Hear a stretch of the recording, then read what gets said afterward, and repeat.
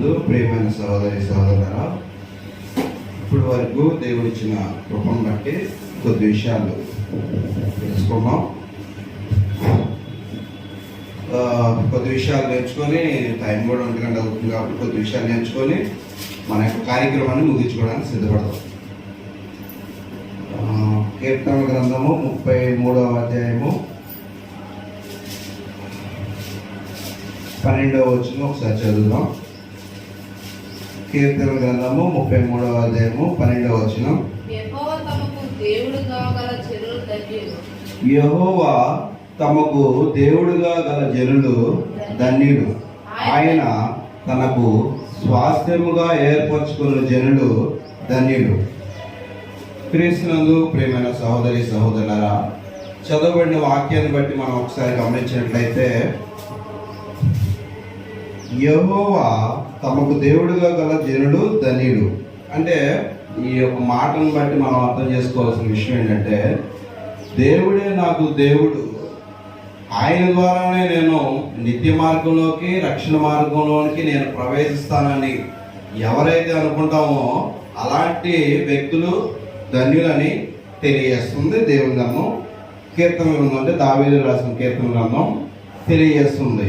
అట్లాగే మనం ఎప్పుడైతే దేవుడే నాకు దేవుడని నమ్మకంగా మనం ఎప్పుడైతే మన హృదయం నుంచి మనం ఒప్పుకుంటామో అలాంటి వ్యక్తులు ధన్యులని తెలియజేస్తుంది. ధన్యులు అనే మాటకి అర్థం ఏంటంటే ధనవంతులు అని అర్థం. అట్లాగే దేవుడిని మనం ఎప్పుడైతే మనం స్వీకరిస్తామో మన యొక్క హృదయంలోకి, ఆ రెండో కింద వచనంలో ఏమైనా వస్తుందంటే, మనం ఎట్లయితే దేవుడిని స్వీకరిస్తామో అట్లాగే రెండవ లైన్లో ఒకసారి చూసినట్లయితే, ఆయన తనకు స్వాస్థ్యముగా ఏర్పరచుకున్న జనులు ధన్యులు. ఎవరైతే మనం దేవుడిని స్వీకరిస్తామో, ఆశీర్విస్తామో, అట్లాగే దేవుడు కూడా నన్ను ఆధారపడి నడుచుకుంటున్నారు కదా, వాళ్ళు కూడా ధన్యులని మరొక మాటలో 2వ వచనంలో తెలియజేస్తుంది.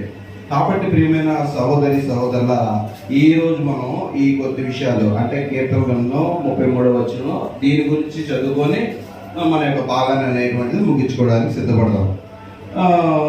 చదవబడిన వాక్యాన్ని బట్టి చూస్తే కనుక దేవుడు అనేటువంటి వ్యక్తిని గురించి ఇక్కడ తెలియజేస్తుంది. మనం ఆయనకి ధన్యత మనం పొందాలంటే ఆయన దేవుడిగా మనం ఎన్నుకోవడం అనేది జరుగుతుంది. నిజంగా చెప్పాలంటే యేసు ప్రభువారు ఆయన మన పిల్లలు అని అనిపించుకోవడం నిజంగా ఎంతో గొప్ప భాగ్యం. తర్వాత దేవుడు ఆయన మన తండ్రి అని చెప్పుకోగలడం కూడా గొప్ప ధన్యతే. అలాగే దేవుడు మనల్ని ప్రేమించి ఆయన పిల్లలుగా మనకి ఇచ్చినటువంటి ఆధిక్యతను బట్టి ఎంతో గౌరవంగా, ఎంతో ఆనందపడేవారిగా ఉండాలి. అలాగే సర్వోన్నతమైన దేవుడు మనల్ని ప్రేమించి ఇచ్చాడు కాబట్టి, మనకి ఇచ్చినటువంటి ఆయన కుమారులుగా ఏర్పాటు చేసుకున్నాడు కాబట్టి, ఆయన మనం ఏ సమయంలోనైనా కానీ కూడా ఆయన ఎల్లప్పుడూ కృతజ్ఞతాస్తుతులు చెల్లించి ఆయన ఆరాధించేవారిగా మనం అందరూ కూడా ఉండాలి. అట్లాగే జీవితకాలం అంతా కూడా ఆయన మనం ఆరాధించిన, ఆయన చేసినటువంటి రుణాన్ని, ఆయన చేసినటువంటి మేలులను మనం ఎప్పుడు కూడా మర్చిపోయేవారుగా ఉండకూడదు. అలాగే మనమందరం కూడా బాప్తిసం పొందాము. ఎందుకంటే మనం ఆయన రాజ్యంలో ఆయనతో కూడా ఉండాలని, ఒక మంచి నిత్యమైనటువంటి రక్షణ మార్గంలో కలిగి జీవించాలని మనం బాప్తిసం అనేటువంటిది పొంది ఉన్నాం. కాబట్టి బాప్తిసం పొంది ప్రతి ఆదివారం దేవుని సన్నిధిలోకి వస్తున్నాం. అలాగే కొన్ని విషయాలను దేవుని దగ్గర వింటున్నాము. మరలా మనం అయిపోయిన తర్వాత మనం ఇంటికి వెళ్తున్నాం. అంటే దేవుని రాజ్యంలో అంటే చెందాలని మనం బాప్తిసంలో ఉన్నాము, బాప్తిసం పొంది ఉన్నాం. తర్వాత ఈ ప్రార్థన అయిపోయిన తర్వాత మనం కిందకి వెళ్తాము, మన పనుల్లోనో లేదంటే అంటే ఈ లోకంలోనే మనం జీవించాల్సిన అవసరం అనేటువంటిది ఎంతైనా ఉంది. అంటే బాప్తిసం పొందిన మనం ఎన్నుకున్న దేవుడు మనం నిత్య మార్గంలోకి ప్రవేశింప చేస్తాడని మనకి మన ఆత్మీయ జీవితంలో ఎంతో తెలుసు. కానీ ఈ లోకపు పాపంలోనే మనం జీవించాలి. అంటే ఆ లోకపు పాపంలోనే అంటే కొన్ని మనకి ఆ సందర్భాలను బట్టి కొన్ని అనేకమైనటువంటి శోధనలు ఎదురవుతాయి, సమస్యలు ఎదురవుతాయి. ఇంకా అదేవిధంగా మనకు ఆరోగ్య విషయంలో కూడా కొన్ని అనారోగ్య సమస్యలకి ఎదురవటం వల్ల, కొన్ని శోధన సమస్య వల్ల, సైతాన్ ఇబ్బంది వల్ల కొంతమంది సమాజంలో ఉన్న నాయకుల ద్వారా ఇబ్బంది పడే పరిస్థితి అనేటువంటి జరుగుతుంది.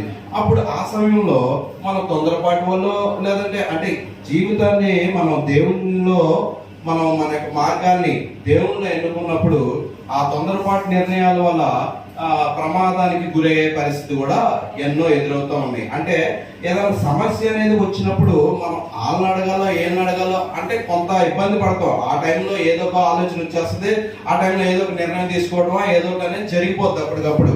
అంటే మనకేంటంటే దేవుణ్ణి నమ్ముకున్న మనం ఏంటంటే సమస్యలు అనేది దేవుళ్ళు చెప్పడం ద్వారా తెలియజేస్తున్నా దానికి సంబంధించిన పరిష్కారం అనేటువంటిది జరుగుతుంది.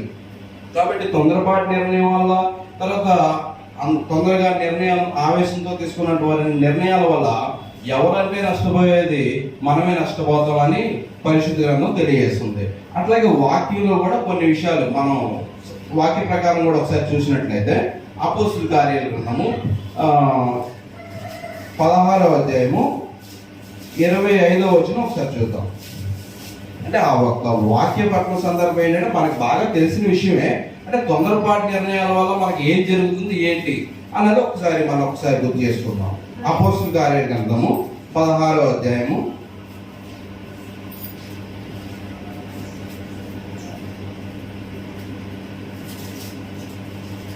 'ఆ యొక్క సందర్భం ఒకసారి చూస్తే కనుక అపోస్తలుడైన పౌలును సీలను చెరసాలలో బంధించినప్పుడు జరిగిన సంఘటన అక్కడ ఏం జరిగింది అన్నది మనం ఇందాక మాట్లాడుకున్న దాన్ని బట్టి దానికి సందర్భం అనేది ఇక్కడ కనబడుతుంది. ఒకసారి చదువుదాం. అపోస్తుల కార్య గ్రంథము 16వ అధ్యాయము 25వ వచనం నుంచి చదువుకుంటుంది కదా. అయితే మధ్యరాత్రి వేళ పౌలును సీలను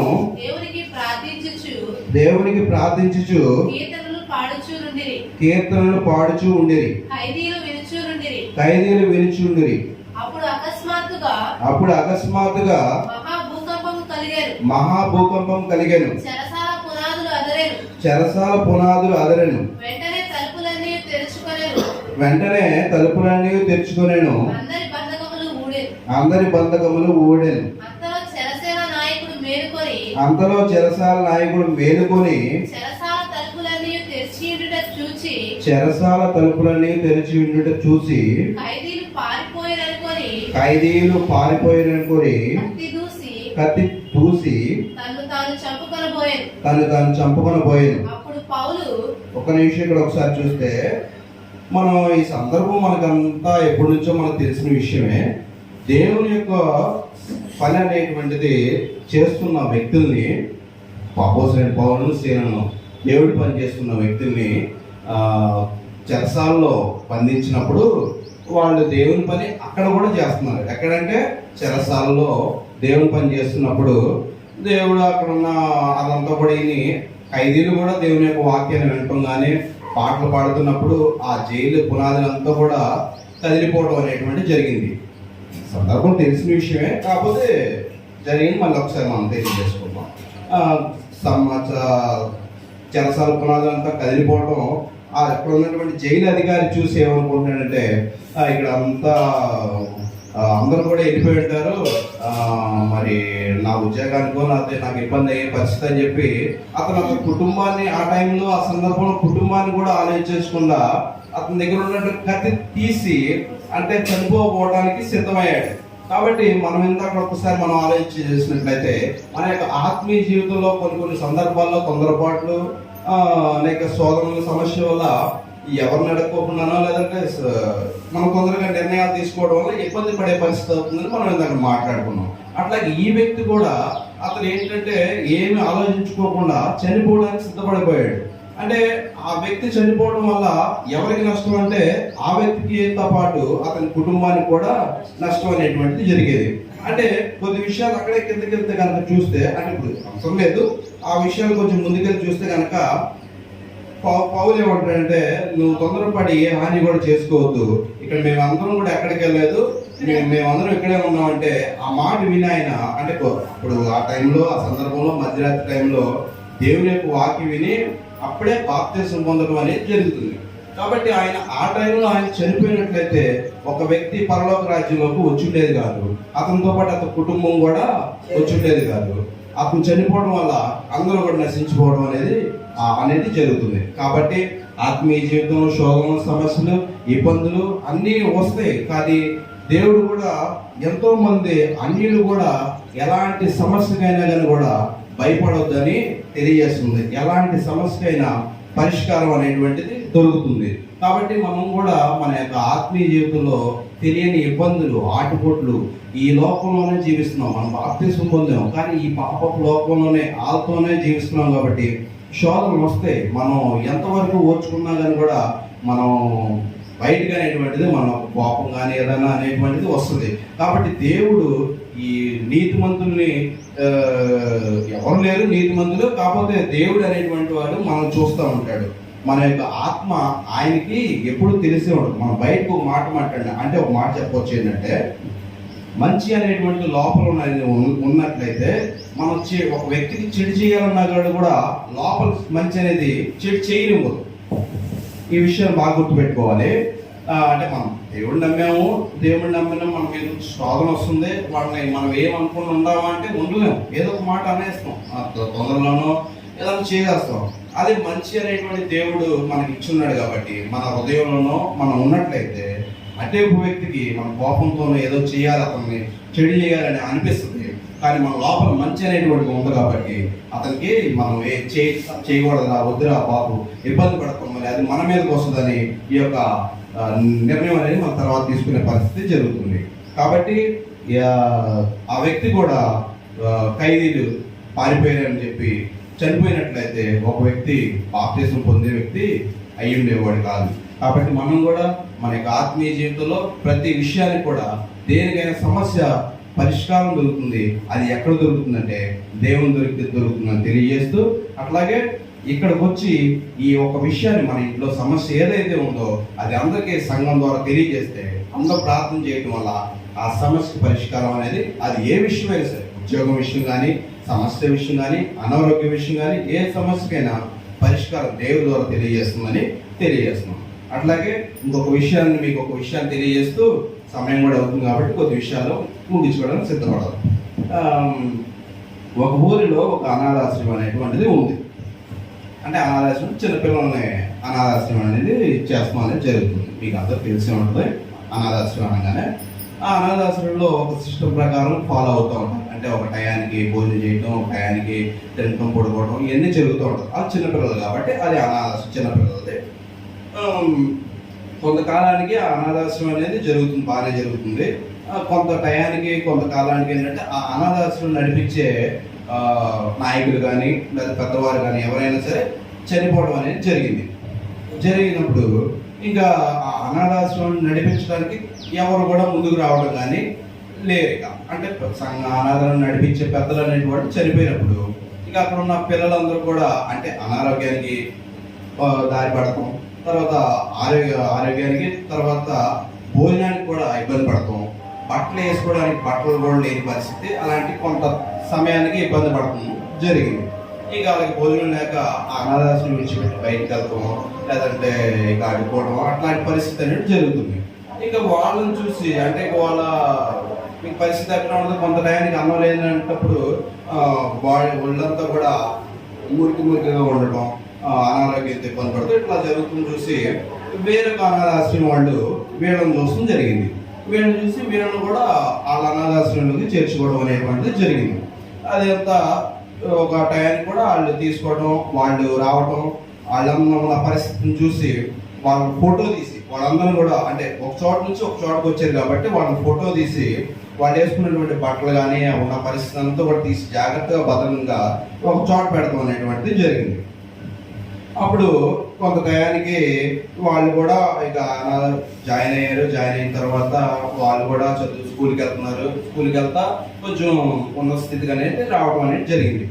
వాళ్ళు కూడా ఉద్యోగం నిమిత్తం ఇంకా ఉద్యోగం వచ్చిందంటే వేరే చోటకి వెళ్ళిపోవాలి కాబట్టి ఉద్యోగం పరంగా వెళ్ళిపోయినప్పుడు వాళ్ళందరూ కూడా ఒక మీటింగ్ లాంటిది ఏర్పాటు చేసి ఆ మీటింగ్లో ఇక ఈ ఆశ్రయం మమ్మల్ని 2 సంవత్సరాలు మమ్మల్ని ఆదరించింది, దానికి కృతజ్ఞత కూడిదని చెప్పొచ్చు.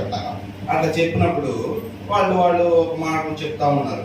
చెప్పినప్పుడు అక్కడ ఉన్న పెద్దవారు కానీ అక్కడ ఉన్న నాయకులు కానీ ఏమన్నారంటే తెలియజేస్తూ విషయాన్ని వాళ్ళు వచ్చినటువంటి పరిస్థితిని అప్పుడు ఫోటో తీసి చెప్పారు కదా, ఫోటో తీసి చూపించడం అనేటువంటిది జరిగింది. తర్వాత వాళ్ళున్న బట్టలు కూడా తీసి ఒక చోట భద్రంగా పెట్టారని చెప్పాను కదా, అది కూడా తీసి వాళ్ళు చూపించినప్పుడు ఆ యొక్క పరిస్థితిని చూశారు వాళ్ళందరూ కూడా. అంటే మేము ఇలాంటి పరిస్థితి నుంచి దేవుడు మనల్ని ఈ విధంగా మనం చేశాడు, అంటే దేవుడు అంటే వీళ్ళ ద్వారా మనకి ఇట్లాంటి అవకాశం ఇచ్చారని చెప్పి వాళ్ళందరూ కూడా బాధపడుతూ ఏడుస్తూ, ఇక దేవుడికి ఎల్లప్పుడూ కూడా మేము ఈ యొక్క ఆశ్రమం గురించి, తర్వాత దేవుడికి కూడా జీవితకాలం అంతా కూడా దేవుడికి రుణపడి ఉంటామని తెలియజేసుకోవడం జరుగుతుంది. కాబట్టి అక్కడ విషయాలు ఏంటంటే అది మనకి అర్థమయ్యే రీతిలో కూడా మనకు అర్థమవుతుంది. ఈ రోజు మనం ఉన్న పరిస్థితిని బట్టి మనకు ఒక మంచి ఉద్యోగాన్ని బట్టో, లేదంటే మనకున్న వాహనాలను బట్టో, వస్తువులను బట్టో, లేదంటే దేవుడు మనకి ఇచ్చినటువంటి ఆశీర్వాదాన్ని బట్టో, లేదు మనకున్న ఇంటిని బట్టో మనం ఒకవేళ గర్విస్తున్నామేమో. అక్కడ దేవుడు కూడా ఆ విషయాన్ని తెలియజేస్తూ అక్కడ ఉన్న వాళ్ళకు కూడా తెలియజేస్తున్నాను. అయితే మనం ఇట్లాగా మంచి స్థితిలో ఉన్నాం అని మనం ఏమైనా గర్విస్తున్నామేమో. అయితే మనం ఒకప్పుడు స్థితి ఏంటో కూడా మనం కూడా ఆలోచించే పరిస్థితి ఎంతైనా ఉంది. దేవుడు మనం ప్రేమించి మనల్ని ఈ విధంగా ఇంత ప్రయోజనంగా చేశాడు కాబట్టి దేవుని ఎల్లప్పుడూ కూడా మనం మర్చిపోకూడదు. ఆయనకి మన జీవితం అనేది ఆయనకి అంకితంగా చేసినట్లయితే ఎంతో ఆనందపడే విషయం ఎంతైనా ఉంది. దావీదు కూడా ఎట్లా అంటున్నాడు, 2వ సమూయేలు గ్రంథంలో 7వ అధ్యాయం ఒక్కసారి చూద్దాం. బాగా ఇది మనం కొన్ని వాక్యాలు గుర్తుపెట్టుకోవాల్సిన వాక్యాల్లో ఇది ఎంతైనా గుర్తుపెట్టుకోవాల్సిన వాక్యం. 2వ సమూయేలు గ్రంథం 7వ అధ్యాయము 18వ వచనం ఒకసారి చూస్తే బాగా దీన్ని ఏం చేస్తారంటే మీరు కంఠోపదంగా చేసుకోవాల్సిన వాక్యాల్లో ఇది ఒక వాక్యం. 2వ సమూయేలు గ్రంథం 7వ అధ్యాయము 18వ వచనం చదువుదాం. దావీదు రాజు లోపల ప్రవేశించి 2వ సమూయేలు 7:18. దావీదు రాజు లోపల ప్రవేశించి 7:18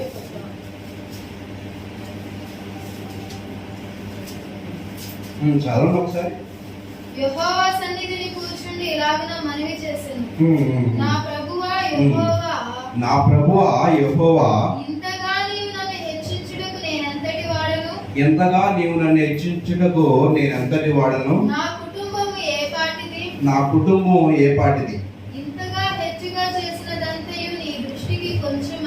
ఇంతగా నీవు నన్ను హెచ్చించుటకు. సరిపోతుందండి, ఈ ఒక్క విషయం సరిపోతుంది మనకి. బాగా గుర్తు పెట్టుకోవాల్సిన వాక్యాలు ఇది బాగా గుర్తు పెట్టుకోవాల్సిన విషయం వాక్యం కూడా. యెహోవా దావీదు అంటాడు, ఆత్మతో అంటాడు దేవుడితో, నా ప్రభువా యెహోవా, నీవు నన్ను ఇంతగా హెచ్చించుటకు నేను ఏ పాటి వాడిని, నా కుటుంబం ఏ పాటిదని తెలియజేస్తుంది. ఇది బాగా మనం గుర్తుపెట్టుకున్నట్లయితే మనం కూడా జీవితంలో అనేటువంటిది కొన్ని శోధనలు ఎదురైనా కానీ కూడా ఈ సమస్య అనేటువంటిది ఈ వాక్యం ఈ రిఫరెన్స్ విన్నట్లయితే మన యొక్క శోధన కూడా కొంచెం రిలీఫ్ అంటే తగ్గేటువంటి పరిస్థితి అనేటువంటిది జరుగుతుంది. కాబట్టి ఎంత బాగా మాట్లాడాడంటే, నీవు నన్ను ఎంతగా హెచ్చించుటకు నేను ఏ పాటి వాడిని అని అంటాడు, నా కుటుంబం ఏ పాటిది అంటున్నాడు. అంటే కుటుంబం అంతా కూడా దేవుళ్ళలో మనం ఉన్నట్లయితే ఎంతో ఆశీర్వాదం కలిగి జీవిస్తాం. అలాగే ఎప్పుడు కూడా మనం మాట్లాడాడు హెచ్చించుటకు. చెరుగా విషయాలు చూస్తే దేవునిలో తగ్గింపు తత్వం కలిగి జీవించినట్లయితే గొర్రెల కాపరిగా ఉన్నటువంటి దావీదును కూడా గొప్ప రాజుగా చేయడం జరిగింది. అలాగే నత్తివాడిగా ఉన్నటువంటి మోషేను కూడా నాయకునిగా చేశాడు. ఇశ్రాయేలు జనాన్ని మొత్తానికి నాయకునిగా చేయడం అనేది జరిగింది. తర్వాత ఎన్నిక లేనటువంటి గిద్యోనును కూడా ప్రధానమంత్రిగా చేయడం అనేటువంటి జరిగింది. తర్వాత ఐగుప్తు దేశానికి బానిసగా ఉన్నటువంటి యోసేపును కూడా ప్రధానమంత్రిగా చేయడం అనేది జరిగింది. కాబట్టి సుంకపు గుర్తుదారుడైన జక్కయ్యను కూడా పాపిగా ఉన్నటువంటి వ్యక్తిని పరిశుద్ధులుగా చేరడం జరిగింది. కాబట్టి ఎవరైతే మనం తగ్గింపు తత్వం కలిగి జీవించాలి అని దేవుని గాము తెలియజేస్తుంది. తగ్గింపు తత్వం కలిగి ఎవరైతే జీవిస్తారో దేవుడు వారిని హెచ్చిస్తాడు, దీవిస్తాడు, తెలియజేస్తూ ఇంకా వాళ్ళు వాడుకుంటాడని కూడా ఈ కొద్ది విషయాలు మీకు తెలియజేస్తూ దేవుని యొక్క విషయాన్ని ముగిస్తున్నాం. మీ అందరికీ వందనాలు.